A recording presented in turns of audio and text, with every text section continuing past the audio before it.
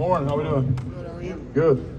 Joe, making that transition from tight end to tackle, what were some of the biggest hurdles, and how do you feel that will help you, as you project to the future? Yeah, I think for me playing tight end was really helpful when it came to like my athletic ability, keep my feet quick. So that was huge when I transferred to tackle. Having that foot speed and that stuff already there, and once transferred to left tackle, it kind of simulated into like pass pro and stuff like that. It was really huge. The thing for me working on was get my punch and my strike down. That kind of wasn't as emphasized at tight end as a tackle. Was it really easy to embrace the change of physicality? I think for sure because I kind of saw it coming. My body was kind of growing. I was like, I kind of knew that was where I was going. So I started doing O-line drills while still playing tight end. So like the change is pretty easy for me. What kind of experience like being a captain at Notre Dame?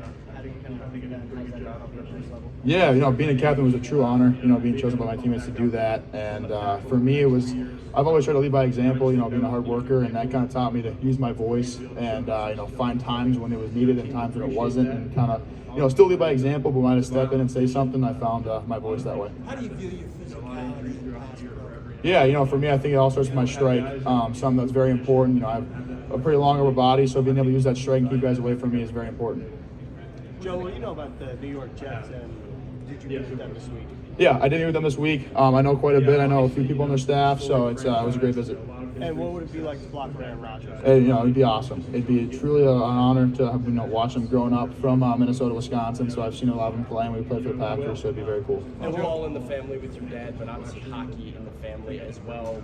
Why football, not hockey? When did you know that this was the path you were going to take? Yeah, for me, hockey. I played hockey till second grade, but I was just too big for the skates. I always knew how to skate, but basketball kind of took over, so I let hockey go to the wayside and focus on that. Yeah, it's all been positive stuff. Always things to work on, get better. With bend and stuff like that, but it's been positive. So at one point in your career, Notre Dame, I would say there were like 5 guys that were sons of NFL players, legacy players. Yeah, there's been a lot of legacy guys at Notre Dame, and it's been a lot of fun. Share stories with them, where you talk about that, about dad's raising. Yeah, for me, the guy I always talk about was Tim Grunhard. That's who my dad played with, and Colin Grunhard was at Notre Dame. So he actually left the year I got there, but he helped recruit me. So we had a lot of conversations there, kind of sharing stories we've heard from our dads. You talk about Hayes. What was that? Michael Mayer, has he reached out to you in this process? Yeah, me and Michael had a great relationship. I leaned on him a lot, when I kind of got to play my freshman year, because he did as a true freshman, and kind of leaned on him and how he went through the change, of going to high school and expecting to play as a freshman. So we have a great relationship, and he's reached out to me through the process as well. Have you met with the Dallas Cowboys? I have not. You talk about hand striking, but talk about your approach when it comes to football. Yeah, for me, I think I always talk about the first second. I think that's when footwork's most important. It gets you in that position to be able to mirror guys post the strike. So I think footwork is very important, and then getting you into that position so you can throw your hands. And then once you do throw your hands, it's all about staying in front of the guys, staying inside out. So I think it's very important. Have you met with the Chicago Bears? What was that? Have you met with the I Chicago have, yes. Bears? How'd that meeting go? It was great. It was a lot of fun. Normal stuff, went through film and worked through that stuff, and I had a great time. Memories of playing with Cole Kmet? Yeah, I never actually played with him, but I do know him. He came back, and we were doing some drills and stuff, and I got to meet him, and great guy. Joe, talk about the experience of opening the season in Ireland. What was the energy among the team? Were there a little bit more nerves because you're playing overseas, or do you think there was a little bit more juice there? Yeah, it was a lot of fun. There was definitely more juice than nerves, I would say. We had a blast over there. There was a great crowd. I've never seen that many, people, Irish fans in a stadium like that. I thought it'd be kind of split, but, that stadium was filled with Irish fans, and it was a lot of fun to play over there.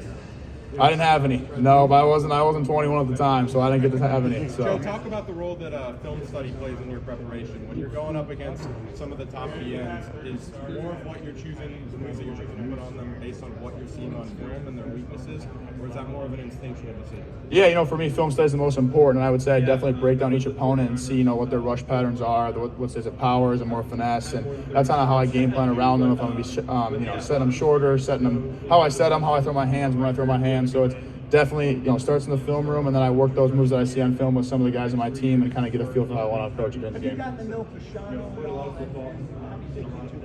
Yeah, no, I've got to know him. He's a great guy. I've had a lot of fun, getting to know him. This is the first time I've met him here at the Combine. I think we have very, silver mental and, approaches to the game. It's been a lot of fun to get to know him. Do you watching his tape at all, or do you kind of stay away from No, I mean, I watched his tape just because he played some of the opponents we've played, so it kind of comes through naturally. So I got to see him and watch him play and how he approached some of the guys I played. When you where you might go projections I did not. Yeah, I don't pay too much attention to that kind of stuff. I like to keep my head down and just keep working each and every day, and that stuff's going to take care of itself when it comes to that time. When discussing you and Olu, athleticism always comes up for him, but polish comes up for you. Do you feel that the athletic part of your game is something that's underrated? I do a little bit. I think for my size, I'm very athletic, and my foot speed, being able to both, have the length and use my feet very well is something that I wouldn't say underrated, but something that I take a lot of pride in my game as well.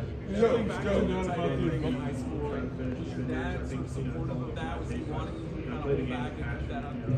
Yeah, my dad actually did the same thing I did. He played tight end his first 2 years of college and ended up playing offensive line. So he was the one who told me to play tight end, and it was just kind of still to keep the game fun and keep my foot speed fast because we kind of naturally knew the game was going to be transformed to tackle just the way my body was growing. Any advice from him as far as as early as you did and left tackle your freshman year? I think there was some injuries that really put short time there for that. What was that? Yeah, for me it was when I got to Notre Dame, obviously I knew I was going to play tackle, so I took a lot of pride in getting there and getting ready. And when I got that opportunity, I made a commitment to myself that if I get this opportunity, I'm not going to let it go. So, I put all the time and effort and work into it, and put a lot of time in the film room. I think that was most important for me to kind of get, the speed of the game under control and allow me to really learn what I needed to do.